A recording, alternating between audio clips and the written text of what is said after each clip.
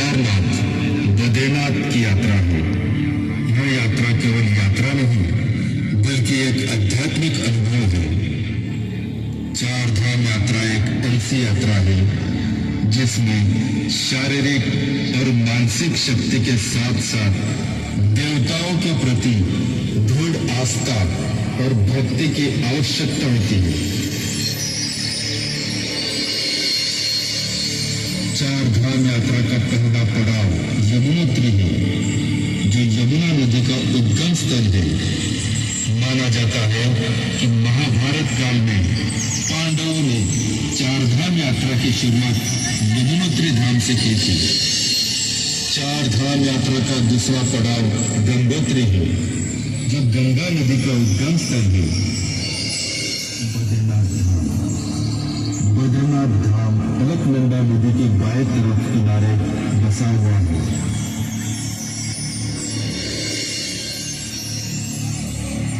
आज हम जानते हैं पंच केदार का इतिहास। महाभारत का युद्ध समाप्त हो चुका था। युधिष्ठिर अपने चार भाइयों के साथ श्री कृष्ण से मिलने गए। बधाई हो धर्मराज, आज अधर्म पे धर्म की जीत हुई। माधव, आपकी सहायता के बिना हमारा विजय असंभव था। मेरा काम तो सिर्फ राह दिखाना था। इस राह पे चलना तो आप सब पे निर्भर करता है। बात पांचों पांडव श्री कृष्ण की बात सुन रहे थे। वो बड़े दुखी लग रहे थे। आप सब इतने चिंतित क्यों हैं? क्या हुआ? देवकी नंदन, हमने अपने ही भाइयों की हत्या की है। हम सभी को इस बात का खेद है। हाँ माधव, अब आप ही कोई उपाय बताइए। हम इस घातक हत्या के पाप से मुक्ति कैसे पाए?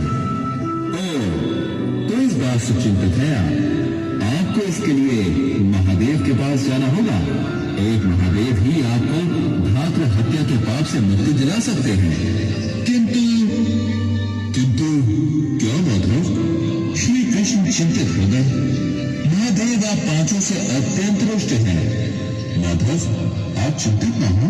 वो चाहे कितने भी रुष्ट हो, हम पांचों के दर्शन करके ही हस्तिनापुर वापस लौटेंगे। हाँ माधव, अब हमें आज्ञा दीजिए। हम विश्वनाथ के दर्शन हेतु काशी प्रस्थान करते हैं। युधिष्ठिर श्री कृष्ण के सामने हाथ जोड़ते हैं। कल्याण हो। पांचों भाई काशी जाने के लिए निकल पड़ते हैं।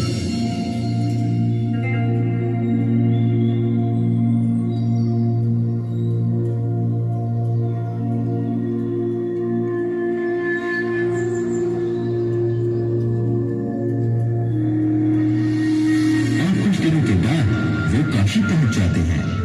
काशी पहुंचने के बाद उन्हें वहां शिवजी नहीं मिले। पांचों भाई बहुत ही चिंतित हो गए। यहाँ तो शिवाजी नहीं है। अर्जुन, वस्तुतः महादेव हमसे अत्यंत रुष्ट हैं, इसलिए वो हमें दर्शन नहीं दे रहे। तो अब हम क्या करें? हे माधव, अब आप ही हैं जो हमें रास्ता दिखा सकते हैं। तभी श्री कृष्ण वहां प्रकट होते हैं।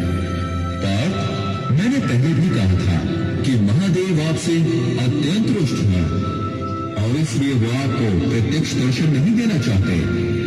तो हमें इस घातक हत्या के पाप से मुक्ति कैसे मिलेगी? हाँ, मुक्ति तो आप सबको केवल महादेव ही दिला सकते हैं। और क्योंकि वो आपको प्रत्यक्ष दर्शन नहीं देना चाहते, वो काशी से अंतर्ध्यान होकर अपने प्रिय स्थल केदार में गए हैं।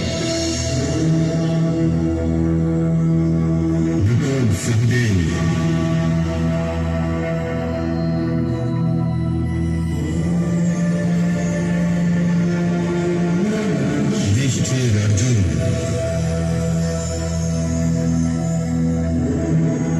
भगवान शंकर जी को खोज रहे थे,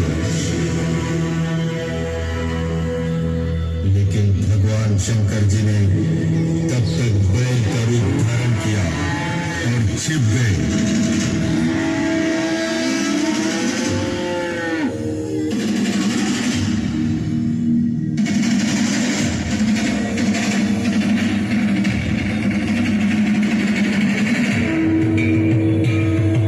समय भीम ने अपना विशाल रूप धारण कर लिया।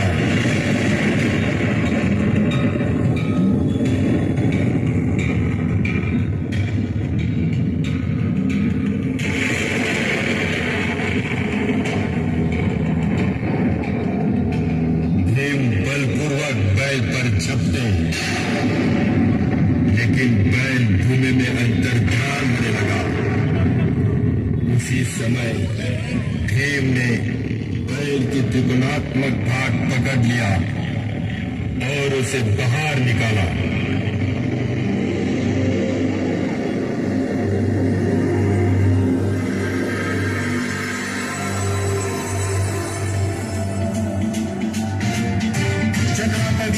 जल प्रवाह पावितस्थले कलेवलंब्य लंबितां भुजंगलिंगमालिका तमड्डमड्डमन्निनादवड्डमर्वयं चकार चण्डताण्डवं तनोतु नः शिवः